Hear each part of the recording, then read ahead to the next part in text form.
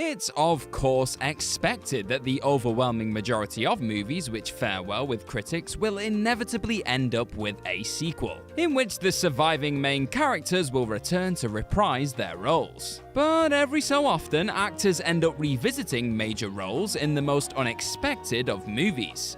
So unexpected in fact that you might not even know it, or may have since forgotten that it ever happened.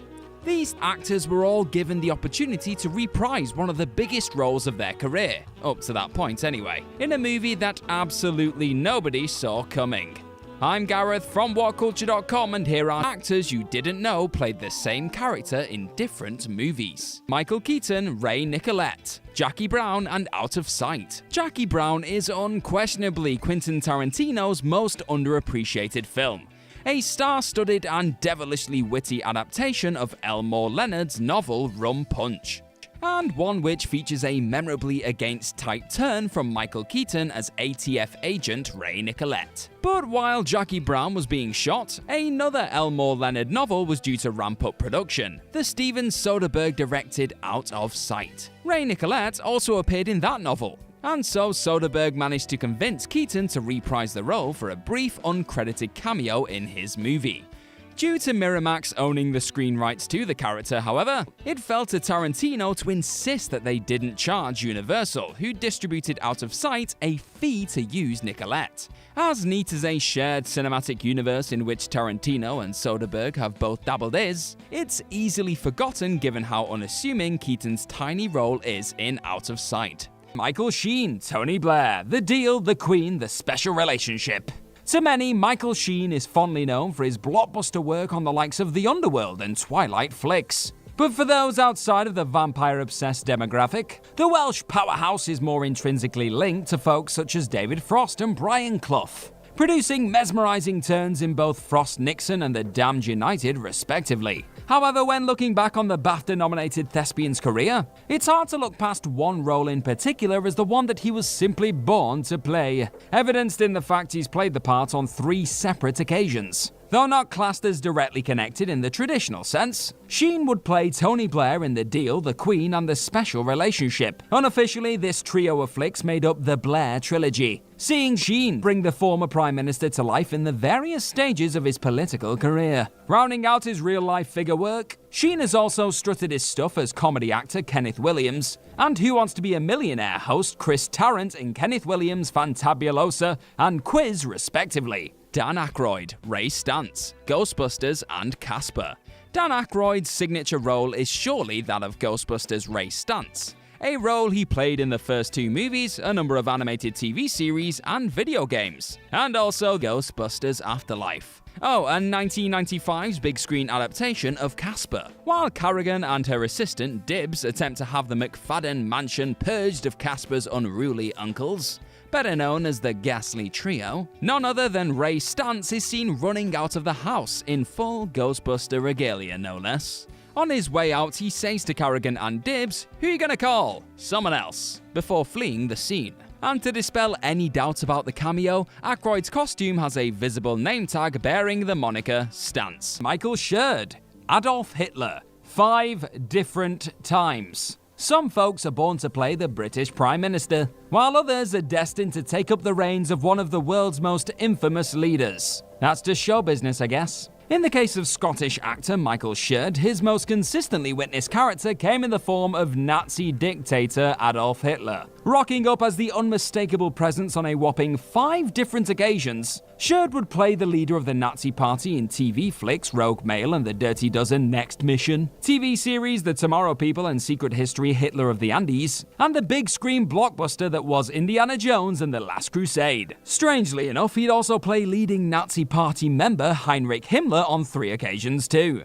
appearing in The Death of Adolf Hitler, The Bunker, and Space as the historical figure. Seems Sheard found quite the niche in playing deeply despicable human beings of days gone by. Michael Parks, Earl McGraw, From Dusk Till Dawn, Kill Bill, and Grindhouse. The late great Michael Parks played the role of Texas Ranger Earl McGraw in From Dusk Till Dawn's more restrained first half. And though he's quickly killed by bank robber siblings Seth and Richie Gecko, that was far from the last we saw of him on screen. McGraw makes a chronologically ambiguous reappearance in Tarantino's own Kill Bill Volume 1, where he's seen investigating the wedding massacre which left the bride in a 4-year coma. Amusingly, Parks also plays a totally different character, Esteban Vigeo, in Kill Bill Volume 2. But it doesn't end there. Parks reprised McGraw again in Robert Rodriguez and Tarantino's exploitation collaboration Grindhouse, playing McGraw briefly in both of their movies, Planet Terror and Death Proof. Stanley B. Herman, Uncle Hank, Requiem for a Dream, and Black Swan. Stanley B. Herman had the largely overlooked honor of bringing a particularly heinous character to the table on 2 separate occasions, both of those being helmed by Darren Aronofsky. First showing up in the director's deeply unsettling and unfiltered psychological drama Requiem for a Dream, as one of the chilling guys goading Jennifer Connelly's character of Marion in the midst of a sex show she was taking part in to raise heroin habit funds. Aronofsky would credit Herman as the pervert initially. However, after confessing that he felt somewhat bad over hiring the actor to play such a volatile part for one day only, the director would bring Herman back for Black Swan, after gifting him with the new moniker of Uncle Hank. Here, playing the same part as he did in Requiem for a Dream, Herman is seen harassing Natalie Portman's Nina while she's riding the subway. Weirdly enough, he'd also play a part known as the pervert in Aronofsky's short film Fortune Cookie, and turned up as fornicator in Mother 2. Again, quite a niche. Jason Statham, Frank Martin, The Transporter, and Collateral. The Transporter franchise, the first 3 movies anyway, star Jason Statham as Frank Martin, a driver/mercenary who will deliver any package to any location if enough greenbacks are on the table. For a time, Martin was Statham's signature character, enthusiastically dispatching the baddies while cutting a trim figure in a dark suit. And according to Louis Leterrier, who directed the first 2 Transporter films, Martin made an additional appearance outside of the series proper. You may well have forgotten that Michael Mann's terrific 2004 thriller Collateral begins with assassin Vincent swapping bags with a shady, unknown man at the airport, who just so happens to be played by the Stath himself. Though the character is credited only as Airport Man, Leterrier later confirmed that it is indeed a canonical appearance by Frank Martin, given that he's absolutely in the business of dropping off packages and making anonymous trades. It fits like a glove. Ben Stiller, Orderly Hal, Happy Gilmore, and Hubie Halloween.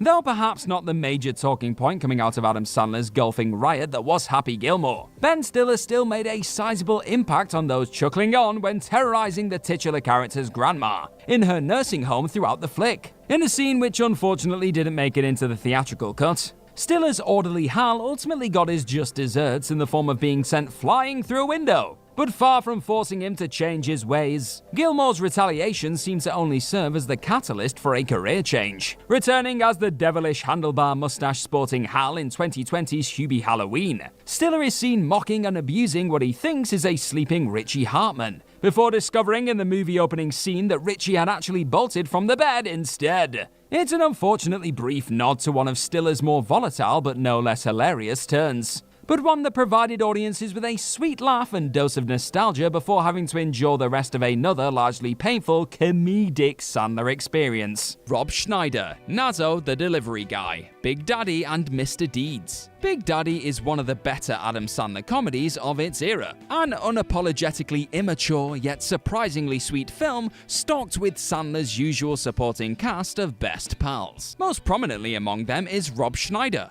who makes surely his most memorable Sandler movie cameo as Nazzle, the deranged best friend and delivery man of protagonist Sonny. Though Schneider actually received a Razzie nomination for his performance in the film, it's honestly one of his less grating performances in a Sandler film, even mustering a few honest-to-God chuckles, I tells ya.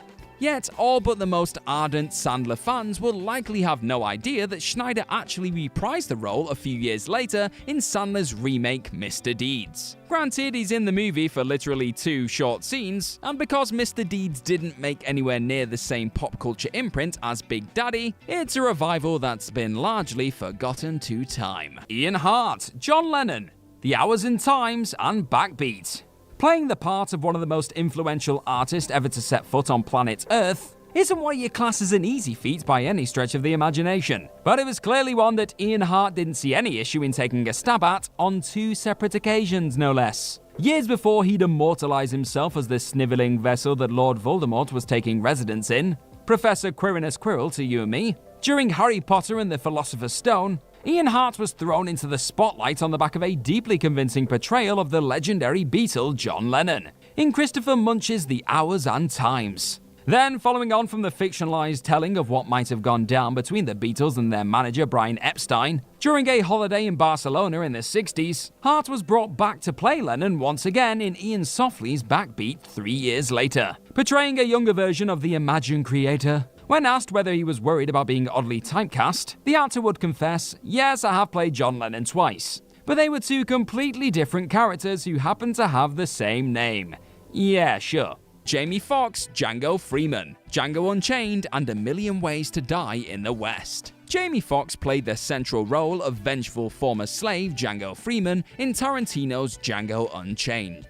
And while it was pretty reasonable to expect the character to be a one-off, Foxx actually reprised the part in the most unexpected of films. Django actually showed up at the very end of Seth MacFarlane's western comedy A Million Ways to Die in the West. After the movie proper has finished, but before the end credits actually roll, Django pops up for a tiny cameo where he murders the operator of a racist shooting game called Runaway Slave, and drops the film's recurring one-liner, "People die at the fair." Judi Dench, Queen Victoria, Mrs. Brown, and Victoria and Abdul. As I've already alluded to over the course of this list, some actors are simply born to play certain famous faces from the very real past. And in the case of the formidable Dame Judi Dench, the role of the Queen of England seems to fit her like a regal glove. Yet while her only Academy Award win to date may have come thanks to her show-stealing turn as Queen Elizabeth I in Shakespeare in Love, this isn't actually the Queenie that Dench has spent the most time bringing to life on a movie screen. After picking up her first Oscar nod for her work as Queen Victoria in Mrs. Brown, playing the monarch after she'd recently become widowed and exploring her relationship with Scottish servant John Brown,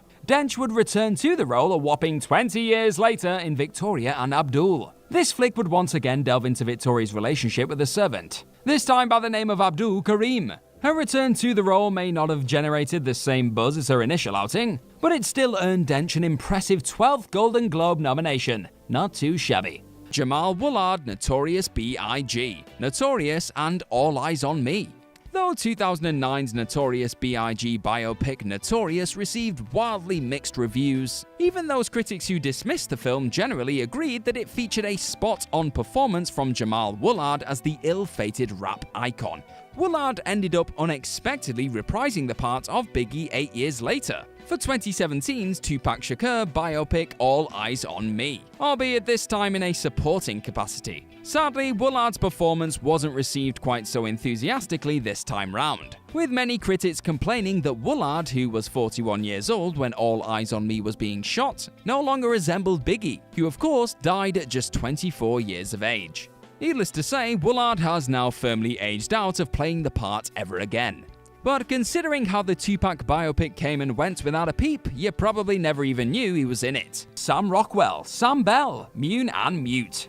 When deciding to finally pursue what was ultimately classed as a spiritual sequel to one of his most acclaimed films to date, that being Moon, it felt like only a matter of time before that film's leading man made his presence felt in Duncan Jones' Netflix project Mute, set within the same universe as that first project, which saw Sam Bell going through a bit of a drama on the back end of a 3-year solo trip mining helium-3 on the far side of the moon. Those wondering when Sam Rockwell would ultimately pop up in the story of a mute bartender searching for the love of his life were put out of their misery thanks to a brilliant cameo sequence, hammering home what would turn out to be Jones's first film's big twist, that being that Bell had actually been cloned against his own will. Mute sees Sam Bell number 156 taking part in a trial against Luna Industries, on a TV in a cafe where Alexander Skarsgård's Leo Baylor is enjoying some toast and a cuppa. As Jones would later go on to add, if we do ever get a chance to do a third movie, maybe we can tie all of these things together a little bit more. So we may not have seen the last of the many Sam Bells after all.